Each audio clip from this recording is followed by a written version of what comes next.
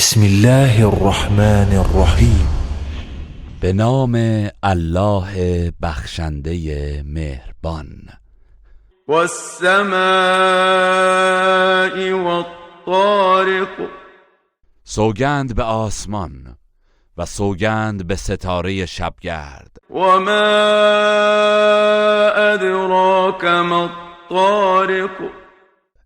و تو چه میدانی که ستاره شبگرد چیست؟ النجم الثاقب. همان ستاره فروزان است. این كل نفس لما علیها حافظ. هیچ کس نیست مگر آن که بر او نگهبانی از فرشتگان گماشته شده است. فلینظر الانسان مما خلق.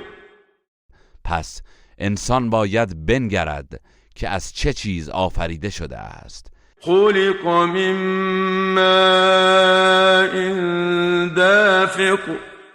از یک آب جهنده آفریده شده. یخرج من بین الصلب والترائب. که از میان استخوان پشت مرد و سینه زن بیرون می آید. انه علی رجعه لقادر.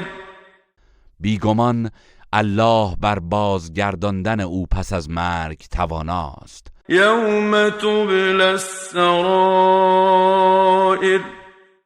روزی که رازها آشکار می گردد. فما له من قوة ولا ناصر. در آن روز انسان هیچ توان و یاوری ندارد. والسماء ذات الرجع. سوگند به آسمان پرباران. والارض ذات الصدع. و سوگند به زمین پرشکاف که گیاهان از آن سر برمی آورند. انه لقول فصل. بیگمان این قرآن سخن جدا کننده حق از باطل است. وما هو بالهزل.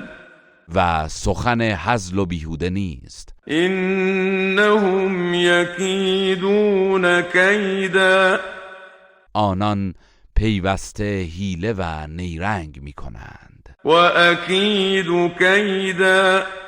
و من نیز حیله و تدبیر می کنم. فمهل الكافرین امهلهم رویدا. پس کافران را مهلت بده و اندکی رهایشان کن تا غرق گناه باشند.